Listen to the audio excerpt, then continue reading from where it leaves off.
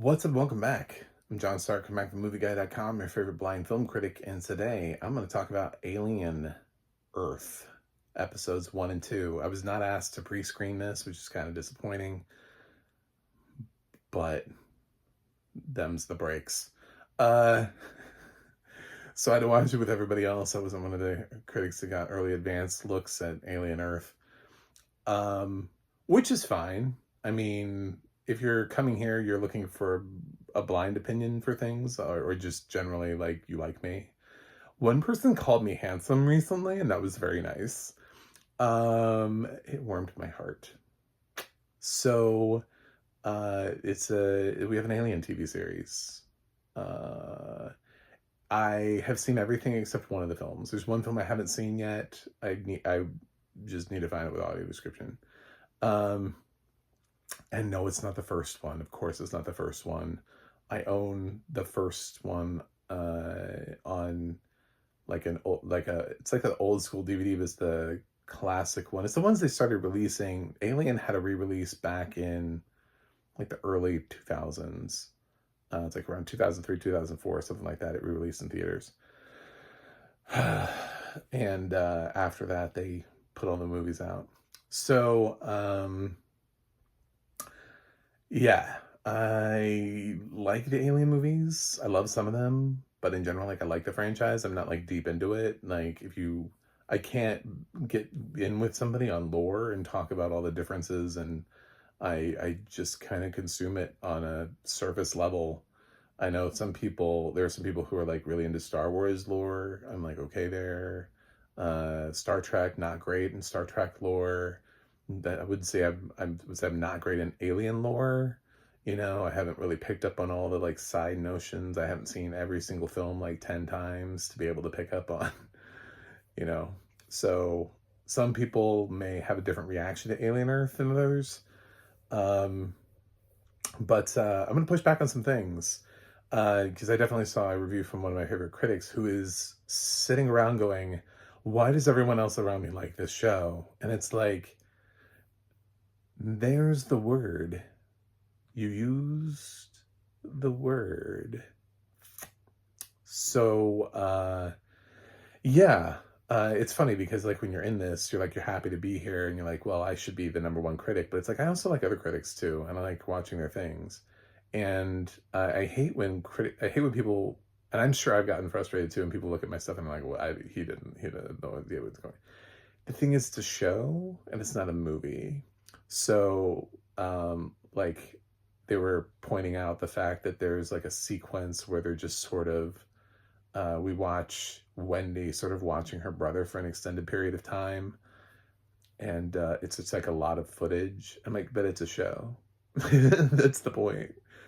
The reason you do a show instead of a movie is because you actually want plot and character development. So all of those things that if you've ever yelled about a film in this franchise not having characters and structure and development and getting to know these people, that's sort of the idea here, is trying to get to know these people better.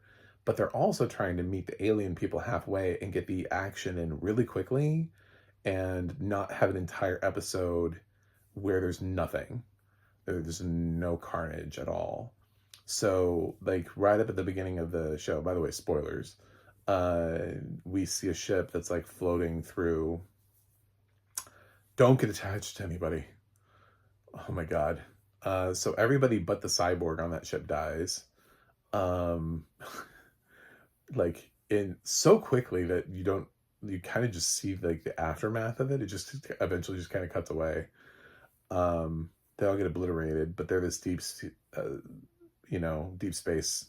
vessel, and they're carrying back all these things, not just our usual species either. They've got some new stuff to introduce to this world, which is also, I guess, getting some different reactions. I think it's cool. I think the idea that they're expanding upon, because that's sort of what Prometheus did. Like, we had 4 alien movies that basically did kind of the same thing, and then Prometheus came around and was like, but what if there was more? And it's like, I like that. I like that there's more to this world, that we've expanded upon it. So Alien Earth has that more by bringing in more aliens. The idea that there was more stuff when they went out and looked and found that they found more than just this thing, right? That this specific vessel anyway came back with a treasure trove of weird shit. So it's unknown what kind of horrors lie on the ship, but you get to see some of them in the first 2 episodes. There's a thing that pops out with like an eyeball, and there's like a tick thing that sort of also has like vampirish qualities. So there are different things to be scared of and can kill you in various different horrifying ways. And there's a plant too that we still don't know what it can do. We have not tapped into that plant, which is kind of freaky. But yeah, you're gonna get your xenomorph, don't worry. The film also deals with sort of like cyborgs and synthetics, humans, like all the different things. And Timothy Olyphant's character he is like an android or a cyborg or something in this. The biggest name in the series, I don't know all the actors in this. There's a whole bunch of like new faces. He is not human. He's something. But he's also not what the main girl is. So there's a plot here where they call it Prodigy. There was a Boy Wonder that they call him Boy Wonder too. He's a little bit older by this point, but he's not a child anymore. There were like 4 major companies that had taken over the earth and had divvied it up. There weren't like countries anymore. There were just these major companies that were running things, and Wayland was one of them. And then a 5th one popped up, and it was this boy genius who created Prodigy, who created a bunch of, whose AI became smarter than everybody else's. And he considers himself too. You see him a couple times, and he actually says, like, he's like, I did all this so I could have an interesting conversation with somebody at some point. Like, he's bored by everybody. He thinks everybody's stupid. So he created a synthetic human and gave a synthetic human also sort of like the brain capability of an AI powered brain, but a human soul to it.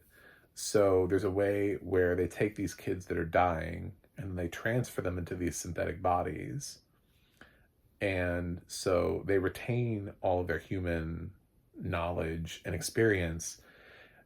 And because they're synthetic, the kids immediately grow up, so they're in adult bodies. So you have a whole bunch of actors who are asked to sort of play like 8 to 10-year-olds trapped in human bodies, which is kind of interesting. It's kind of, their dialogue is written differently. I'm intrigued. I liked the show.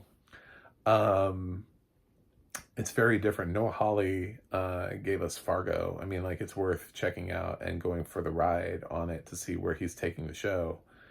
On a different path.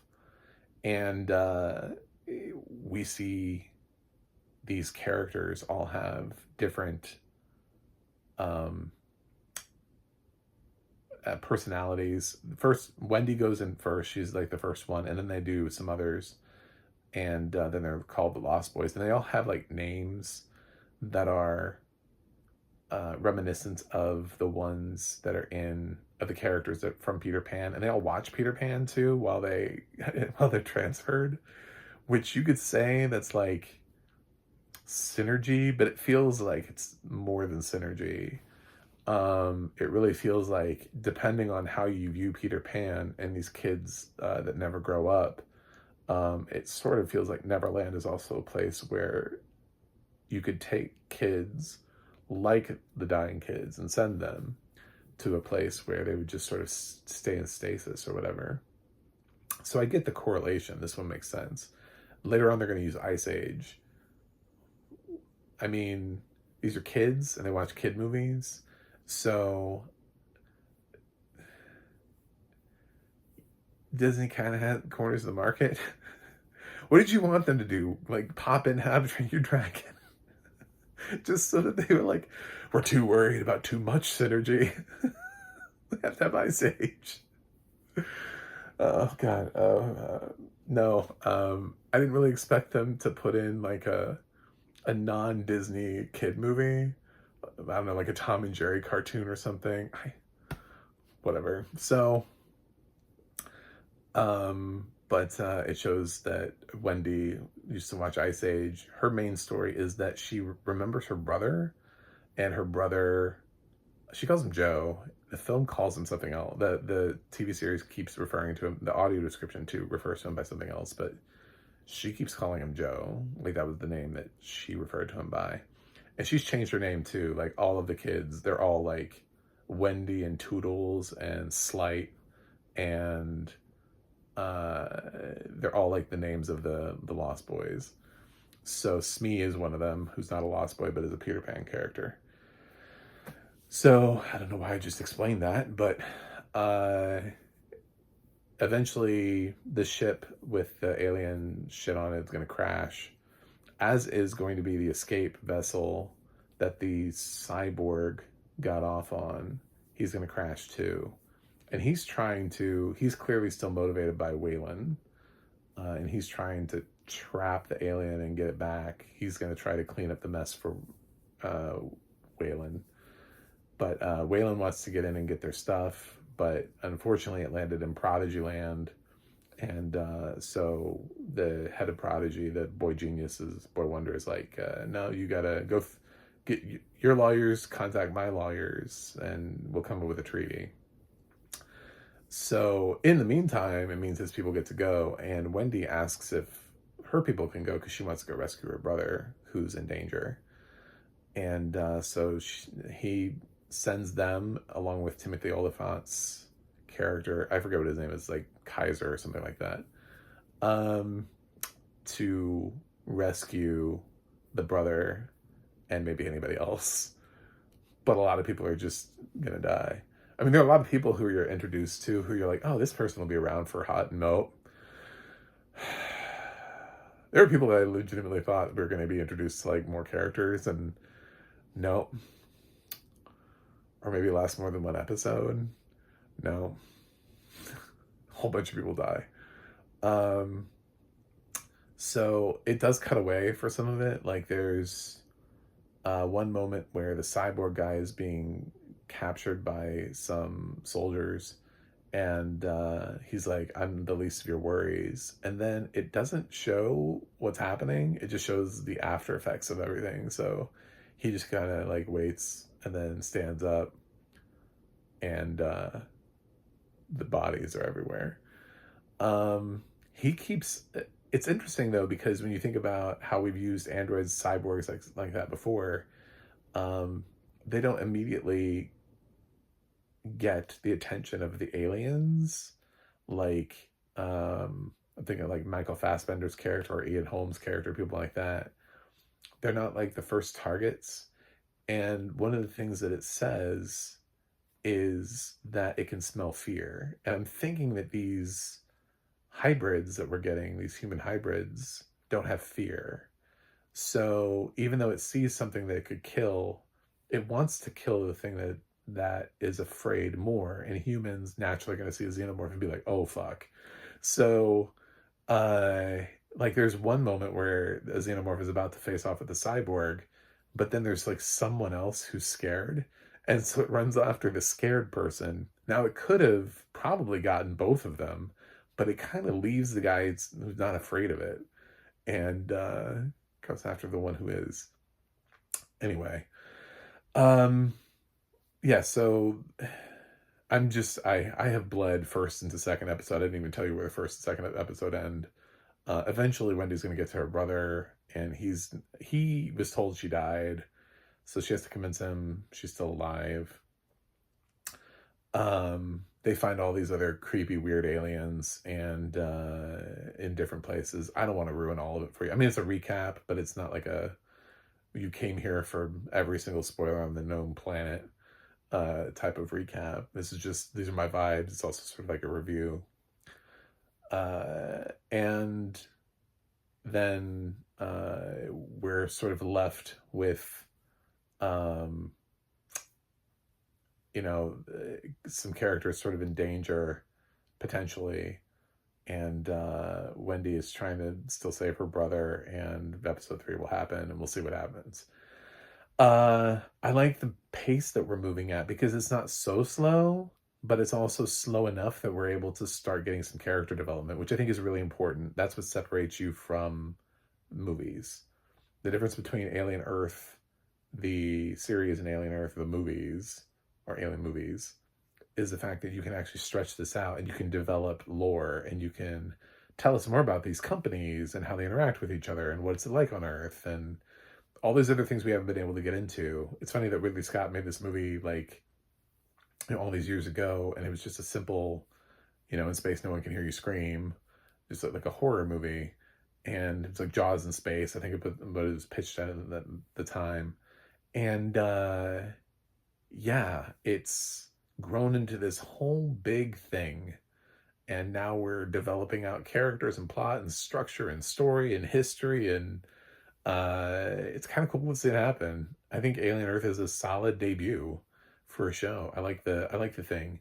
But if you came in here expecting it to move at a crazy pace, or for it to stay like maintain Alien, like that level of sort of like thriller horror, very it was never going to be claustrophobic because that's not the point of it landing on Earth.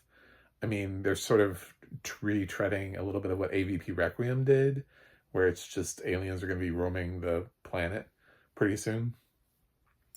Probably, especially if this gets a second season. Uh, yeah, I think that's. We'll see what happens with the show. I'm on board for it. Let me know if you are. Put that in the comments. Um, but I think the acting's good. I like the character development. I think we're starting to world build. Everything is looking in the right direction. I think Josh Hawley is Noah Hawley, not Josh Hawley. Good God, Noah Hawley. Two totally different people. One of them is amazing, and the other one is a dumpster fire.